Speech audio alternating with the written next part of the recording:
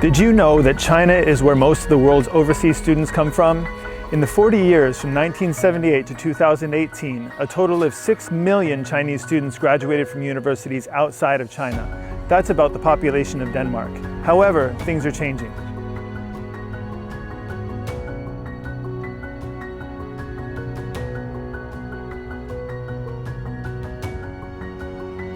Welcome to this episode of Dialogue with China. I'm Joshua Dominic. Studying abroad, especially in the US, used to be the dream of most Chinese students and is still a goal for many of them. But with the continued threat of COVID-19, the changes in policies towards Chinese students, and a wave of anti-Asian sentiment, are Chinese students and their parents still considering the US to study? Let's hit the streets and find out. 是以前有想过他们长大了留学，但是现在好像这个念头慢慢打消了。目前这个阶段不太愿意，因为他们美国这个防控可能不是特别好。我觉得不一定是去美国，疫情是不是控制住了？如果控制住了，可以考虑。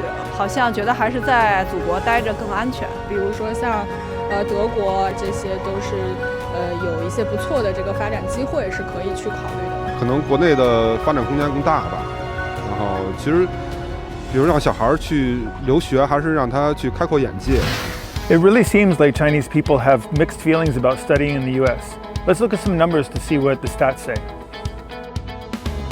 The total number of Chinese students studying in the US has steadily increased over the past 15 years, but the growth rate started to drop in 2010 from 29.9% to only 0.8% in 2020. In 2020, the number of Chinese students studying in the United States was 382,500, 90,000 fewer than in 2019. So why are fewer people choosing to study in the US? Let's go see an expert to find out more. Mr. Sung is the director of the Beijing Overseas Study Service Association, China's largest provider of overseas studies services. He has been working in this industry for decades. 美国是世界上这个接收国际学生的第一大户，都100多万人呢每年。今年呢，整个国际学生减少的数量呢比较多，中国学生数也在减少。学生家庭呢就有点矛盾，疫情到底发展到什么程度了？会不会对我们的生命或者是健康造成很大的影响？大家举棋不定。在选择专业、选择留学国家的时候，他们有自己的考量吧，所以出国的浪潮会持续高涨，只是选择会多一点。有一些我们这些周边国家，就包括日本、新加坡、马来西亚。同时呢，我们也看到留学回国人员增长的速度比出国的人数要快、要高，就是说绝大部分人还是要回来的。But despite all these difficulties, many Chinese students are still willing to study in the US. Let's go meet a student who's preparing to go to the US to study and see what she thinks.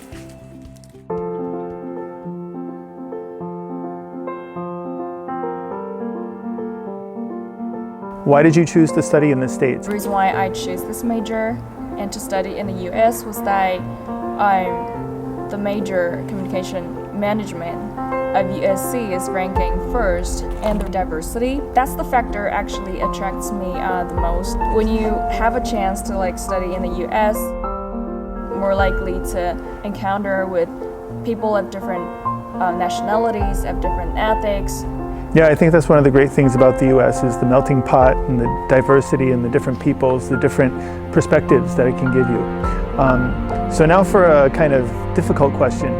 You know, the US and China have some tension between the countries. COVID-19 is still a problem in the US, and Asians especially have been targeted for, not so nice reasons. Do you have any concerns about that? Those issues actually bothers me every time watching all those crazy news, but I think those are just some small cases for a small bunch of people. I think there are stereotypes. I'm okay with all those stereotypes because people are gonna think differently when they get to know more about you. I think it was the people-to-people connection that matters the most at the end of the day. And I'm really excited and look forward to my life in the US. I can't wait to experience.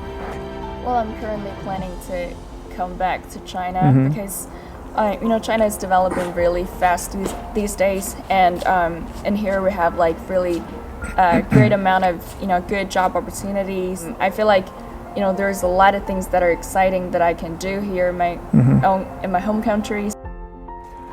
Many Chinese people still recognize the advantage an education in America can provide. Despite the impact of political tensions on relations between China and the US and the continued threat of COVID-19, there is still a desire for exchange between our two peoples, and this starts with education. While some Chinese students may be starting to consider different study abroad destinations, their willingness to learn and absorb different ideas remains strong.